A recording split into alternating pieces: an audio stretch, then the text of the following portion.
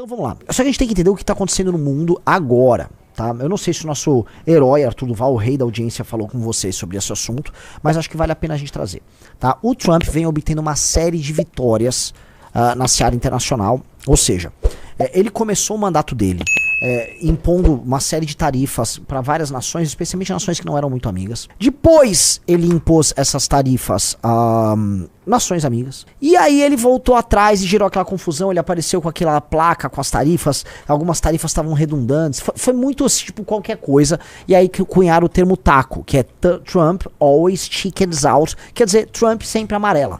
Tipo, toda vez chega no final o Trump amarela. Já é um resquício do mandato anterior dele, em que ele falava muito, mas amarelava. Tipo, eu vou fazer um muro, e não entregava. E aí ele ficou com a fama de taco. Passou uns meses, ele volta à carga, só que dessa vez ele não tá chicken out, nada. Ele tá indo pra cima, tá impondo as tarifas, tá propondo sanções e está conseguindo resultados, tá? Então, o Trump veio agora com um resultado impressionante, envolvendo o Japão, né? O Japão envolveu, novamente, tarifas favoráveis aos Estados Unidos e um compromisso de investimento na casa dos 550 bilhões de dólares do Japão nos Estados Unidos. A gente está falando aí de, sei lá, 2,6, 2,7 tri de reais de investimento japonês direto nos Estados Unidos.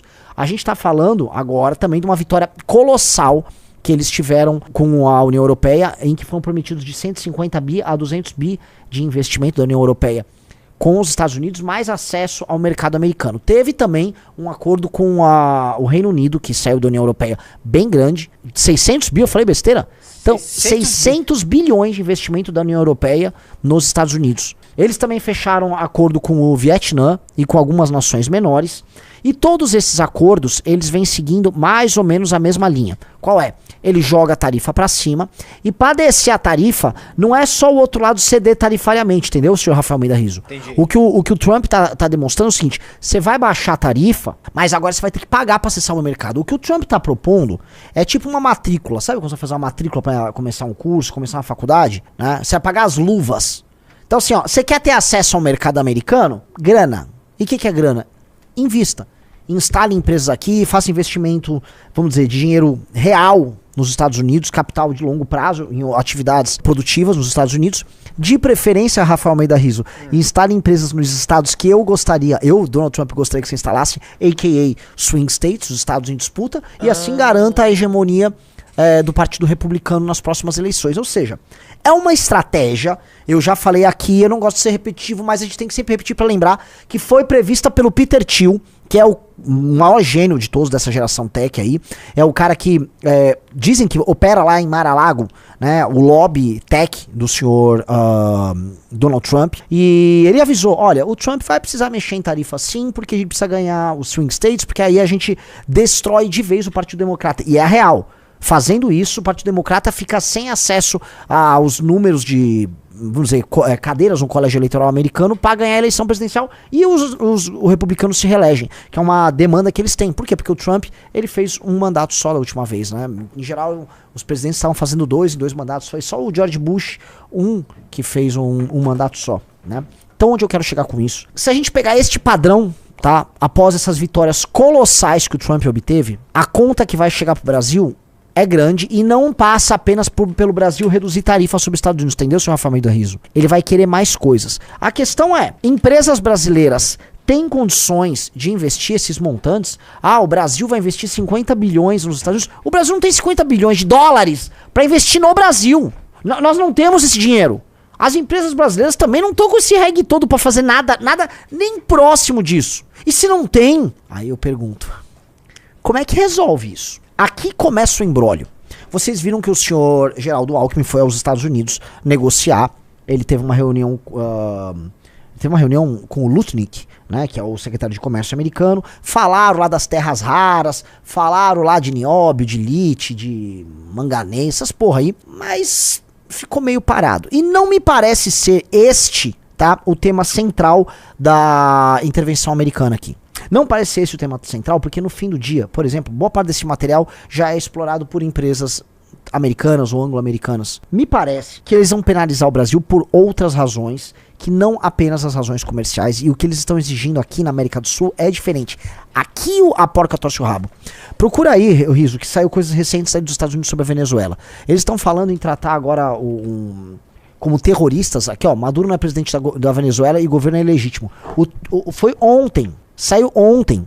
O Trump já tá tratando, vamos dizer, o regime venezuelano, que é terrorista, que é criminoso e que é ditatorial e que é ilegítimo, como um governo ilegítimo e que não deveria estar lá. Ele já tá tratando a Venezuela dessa maneira. Já já a porrada vai comer na Colômbia, que tem o Petro, que é um governo de extrema esquerda que foi eleito lá. E essa porrada vai cantar no Brasil. E aí eu pergunto pra vocês que estão me assistindo, essa porrada, a natureza dessa porrada que tá cantando, é de uma porrada que é ligada ao Bolsonaro ou tem a ver com uma nova política externa americana para a América do Sul? E isto de verdade muda tudo. Porque se eles estão querendo mudar a lógica da América do Sul, significa que os Estados Unidos voltam a olhar para a América do Sul. Isso aqui tem até um elemento, eu até tinha participado de uma discussão com o Orlando uma vez, final do ano passado, quando ele veio aqui pro Congresso, e eu falei, cara, os americanos eles têm mais do que se preocupar, o olhar deles está voltado pro Oriente Médio, está voltado pro Mar Amarelo, para a guerra da Ucrânia. Mas me parece que nessa reorganização global, os Estados Unidos querem voltar a tratar a América do Sul como seu quintal. E tratar a América do Sul como seu quintal, toda vez que eles fizeram isso, é a boa e velha política do Big Stick, né? Um fale manso e tem um porrete na mão. É a política deles durante os anos 60 e 70, a famosa Operação Condor, a intervenção direta que eles fizeram para destruir regimes ou possibilidades de regimes alinhados à União Soviética ou não alinhadas. Ou seja, eles tratam essa bagaça aqui como quintal e o Trump, aparentemente, ele está resolvendo alinhar todo mundo. Então veja, interessante. Para a Venezuela, eles estão propondo assim, você vai ser grupo, tratar vocês como grupo terrorista, vou falar em derrubar teu regime. Para o Brasil, tá, comercialmente falando, ele colocou o Brasil em xeque. O Brasil tá em xeque. Vocês, assim, as pessoas não estão vendo ainda o tamanho da treta, tá? O Brasil tá em xeque nesse jogo e o Brasil pode ter um problemaço. Historicamente falando, esse vem sendo o maior ataque diplomático que o Brasil sofreu dos Estados Unidos. Assim, já teve até caso de fragata americana aqui e tal. O Brasil também foi muito pressionado a aderir à Segunda Guerra Mundial do lado americano. Mas esta é, diplomaticamente, vamos colocar, vai desde a Segunda Guerra Mundial, um dos momentos mais tensos da história do Brasil. Tranquilamente, é um momento muito tenso. E, com certeza, um momento mais tenso na história recente. E o Brasil não tem pra onde ir. Então, se há uma inflexão na América do Sul, ou seja, se o Trump está querendo redesenhar o jogo na América Latina como um todo e alinhar, ele precisa tirar a influência que a China e a Rússia exercem sobre a Venezuela, que é uma influência de um inimigo no próprio quintal. Ele precisa desalinhar, né, ou melhor, realinhar Brasil, que está nos BRICS, fica se comportando igual essa cadelinha da China no debate internacional. Colômbia, etc. Cala a boca, baixa a bola aí. Vai para essas experiências progressistas que tem em outras nações, dá um tapa na cabeça. O Chile, que não é bobo nem nada, que é um país, vamos dizer, ele próprio partícipe do comércio internacional, uma nação mais aberta, uma nação mais liberal, maior exportador de cobre do mundo. Chile, com o governo de esquerda, vai se alinhar rapidinho e preparem-se para ter um presidente de direita já na próxima eleição. O Milei tá alinhado, e aí é legal. Você chegou a botar na tela da Venezuela ou não? Botei? Botou. Agora bota o da Argentina, dos vistos. Aqui, ó, governo Milei anuncia acordo para... Olha só, governo Milei anuncia acordo para que argentinos entrem nos Estados Unidos sem visto. Não sei se o Rizzo deve ter percebido, mas olha a quantidade de notícias envolvendo América do Sul e Trump, tudo na mesma tacada. Sim. Assim, em 48 horas o governo Trump... Porrada no Brasil, encontro com brasileiros, negociação com a Argentina. Ó, a Argentina está se comportando bem, tira o visto, eles vão ter acordo de livre comércio. O Milei, que é alinhado ao movimento MAGA, que é alinhado ao Trump, vem Milei, tem tudo aí. Come, mija aí de porta aberta. Milei é irmão. Milei é dos irmãos. E os outros? Tome. O que o Trump tá tentando fazer é uma reorganização dentro de princípios assimétricos. Tá? E o que seriam esses princípios? Princípio é feio, né? Desde uma lógica assimétrica. É uma lógica que você pode entender, uma lógica negocial que o Nassim Taleb, tá, que escreveu o livro Antifrágil, ele fala, tá? Que é assim, se os termos do acordo beneficiarem muito os Estados Unidos vai beneficiar muito a nação. Então, por exemplo, você chega pra Argentina, que cedeu em tudo e tal, e tá quebrada e é alinhada geopoliticamente com ele fala... Acabou, vamos jogar junto. É irmão, tal. E ele vai ceder muito e a Argentina vai ceder muito. Então, se você cede muito pro Trump, ou se você já alinha com ele, você vai ser tratado como um grande parceiro. He's such a nice guy. He's a nice player. He's a tough negotiator. Agora, se você é um inimigo, a porrada vai cantar loucamente. Ele vai botar pra tum em você. E se você buscar o meio termo, ele também vai dar porrada. Porque a gente tende, tá? Faz parte da mente humana. Vou citar agora outro ator, Daniel Kahneman, tá? A gente trabalha muito com as médias. A gente trabalha muito tentar chegar, vamos dizer, não é tanto esse exagero. No meio de uma negociação, se eu pensar que eu vou ter uma perda muito grande, então talvez eu vou negociar uma perda um pouco menor, entendeu? Então, o Trump não vai deixar a gente fazer isso. O Trump não deixa ninguém fazer isso. Ele não vai tentar chegar no meio termo. O que o Trump quer fazer é o seguinte: ou eu te beneficio se você fizer tudo de acordo com os meus termos, aí eu te beneficio, aí você tem um ganho. Agora, se você não estiver dentro dos meus termos minimamente, eu vou ferrar você, mas eu vou ferrar muito você. Então ele não dá espaço, em termos negociais, para o famoso meio termo. Não há meio termo na negociação com o Trump. O Trump, ele vai sair ganhando em todas as negociações. E você só ganha a possibilidade de sair ganhando se você estiver muito alinhado com ele. E aí você tem uma pequena possibilidade de um ganha-ganha, tá? Então, ele adotou essa estratégia agora com todas essas nações. Então agora ele está tendo acesso, por exemplo, ao mercado vietnamita. O Vietnã é uma nação que vem crescendo muito. Jogou esse jogo. Ele jogou esse jogo com a União Europeia. Cara, ele vai ter acesso completo ao mercado da União Europeia, acesso para veículos. Ele também baixou ali a tributação sobre alguns produtos da União Europeia para os Estados Unidos. Só que na prática, né, ele obrigou a União Europeia a fazer um acordo que beneficia demais os Estados Unidos. Você vai ter investimento trilionário, não é trilhão de reais, é trilhão de dólares. Só somando o Japão e a União Europeia lá. Isso tem um impacto para os Estados Unidos econômico enorme, mas tem um impacto para o Donald Trump político, para os republicanos, tá? Gigantesco. Já dá para falar que o Donald Trump está fazendo para os Estados Unidos da América, isso para ser dito, um puta de um governo. Mas não é qualquer governo, ele tá fazendo um puta de um governo. E pela primeira vez, eu que estava aqui cético, né? Eu me colocava no Twitter como um trampocético. Eu começo a falar, ok, o homem começou a jogar. O homem começou a jogar e o jogo começou a dar resultado. Pra eles, diga-se de passagem, tá? Antes alguém faça um corte, olha o Renan entreguista. Não tem nada disso. Tô falando que ele tá jogando. Logicamente, quando você é o presidente dos Estados Unidos da América, você dispõe de muitos meios de ação para que você faça negociações que lhes beneficiem. E essa reorientação, portanto, está acontecendo agora, diante dos olhos do mundo todo, e está funcionando. Olhando aqui, né, com carinho, né, como vai ficar a nossa situação. Veja, o Brasil mandou o Geraldo Alckmin conversou com o Lutnick. Agora ele mandou o chanceler brasileiro conversar, né, ele chegou em Nova York, Washington, agora há pouco. O Brasil tem até sexta-feira para chegar num acordo com os Estados Unidos. Uma das coisas que o Brasil queria fazer, que é uma brasileirada clássica. Brasileirada clássica. Me dá um pouquinho mais de prazo. Ô Trump, segura mais 2 semaninhas que eu dou meu jeito. Me dá 2, 3 dias. Essa é uma brasileirada que aqui não faz, eu faço, todo mundo faz. A brasileirada clássica. Vou ganhar um dia. Já avisaram. Não vai ter. Dê seu jeito aí. E assim, é bom correr, senão eu vou meter mais sanção pra cima de vocês.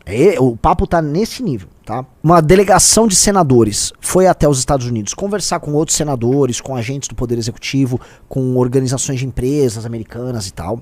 E, curiosamente, eles vêm reclamando que o Eduardo Bolsonaro fica descobrindo quem vai se reunir com eles e sabota as reuniões. Então, a função que o Eduardo Bolsonaro vem tendo nessas negociações é a de um agente sabotador para impedir que algum tipo de acordo comercial aconteça, de modo a permitir que a história que envolva seu pai fique quente. Por quê? Vamos dizer, no final do dia, é muito difícil que mesmo com alguma pressão, mesmo com a sanção, tipo uma lei Magnitsky, o STF não prenda o pai dele, tá? Tudo que ele não quer é uma resolução do ponto de vista político, comercial, geopolítico entre o Lula e o Trump, entre o governo brasileiro e o Trump, porque isso faria com que todas aquelas declarações envolvendo a STF sumissem. E é por isso que os interlocutores meus me disseram, que não são da STF, são de outra corte superior, disseram o seguinte, o que a gente sabe aqui é que o próprio STF já avisou, Lula, resolva as tuas buchas aí, porque a gente vai pagar o pato da tua cagada. Ou seja, pro STF, fecha um acordo aí logo. Porque na cabeça deles, os Estados Unidos param na questão comercial.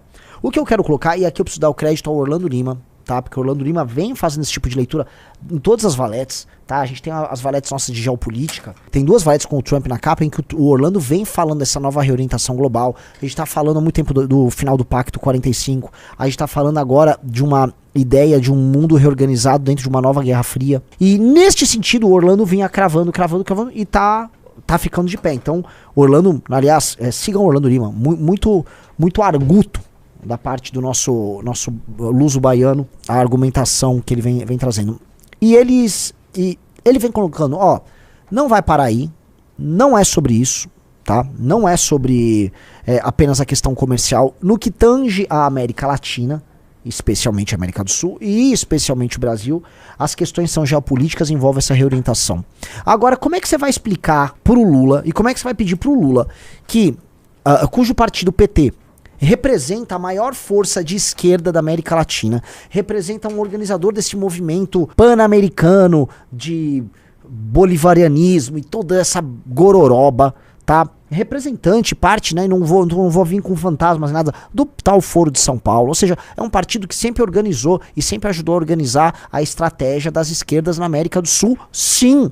O PT sempre teve esse papel, ele é uma espécie de irmão mais velho para as outras esquerdas aqui. Ele estava agora na Argentina, o Lula faz uma campanha para que não prendam a Kirchner. O Brasil, qualquer coisa, a Venezuela precisa de dinheiro, o Brasil vai lá, manda dinheiro, ainda toma um calote e ainda toma taxa da Venezuela. O Brasil é isso. Então como é que você vai explicar pro Lula que na prática ele vai ter que ceder às próprias convicções e a própria questão existencial da luta terceiro-mundista das esquerdas e tal contra o imperialismo norte-americano como modo de salvar não só o governo, mas o próprio Brasil? Olha só, o que está sendo proposto pro Lula é uma negação da essência do Lula, do PT e das esquerdas brasileiras e sul-americanas. Isso é muito louco, porque o realinhamento que o Trump está propondo é um realinhamento que nega toda a estratégia equivocada, que precisa ser dita, toda a estratégia equivocada de praticamente 20 anos. Que é a estratégia do alinhamento aos BRICS, do alinhamento terceiro-mundista, do alinhamento à China, do alinhamento à Rússia, do Brasil, como esse representante do soft power dessa galera. Deu merda! O Trump chegou aqui e falou: quebrou essa história, acabou. Já não, se vocês lembrarem, já não tava legal o clima com o Biden. O Biden era pró-Ucrânia nessa guerra. E o Biden, isso veio a público depois, ele atuou, né, diplomaticamente com os militares brasileiros naquela questão das urnas. Os Estados Unidos reconhecem a validade das urnas, o exército brasileiro fica na tua, não vamos causar aí, a gente tá sentindo umas movimentações estranhas. Então o Biden se sente até um garantidor da própria vitória do Lula, no sentido de que ele garantiu as eleições brasileiras.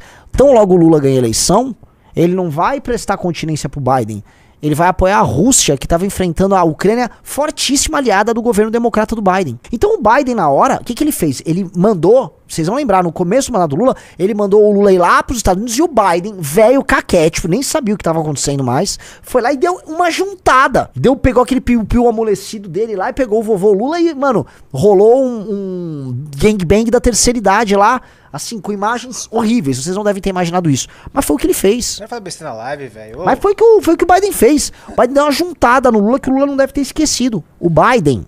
Então as relações Estados Unidos-Brasil já estavam zoadas com o Biden, que era democrata. E o Lula não teve. O Lula, nem a política externa brasileira, nem a galera estrategista do PT, teve a sabedoria de entender o que estava acontecendo. E nem sequer tentaram alterar a rota. Pelo contrário, eles aprofundaram a rota. Alinhado com o Irã, alinhado com a Rússia, alinhado com a causa palestina, foi se alinhar agora com a África do Sul, num manifesto internacional contra Israel.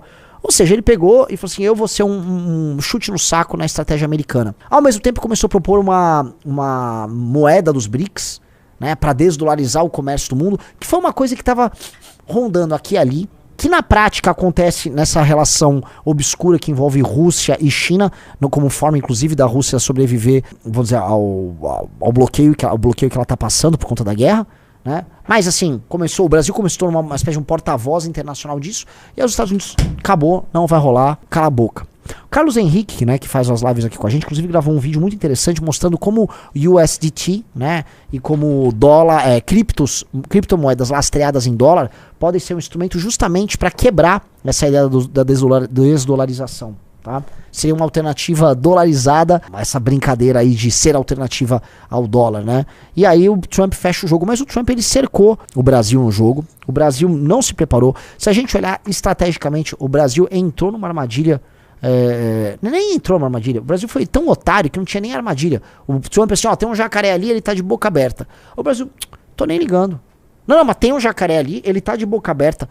O jacaré nem tá escondido, não é nenhuma estratégia. O jacaré tá avisando todo mundo, eu vou morder. Aí o Lula foi lá e foi até a boca do jacaré e botou o braço inteiro. Aí o jacaré mordeu. Não tinha nem, assim, o Lula só tomou uma jacarezada.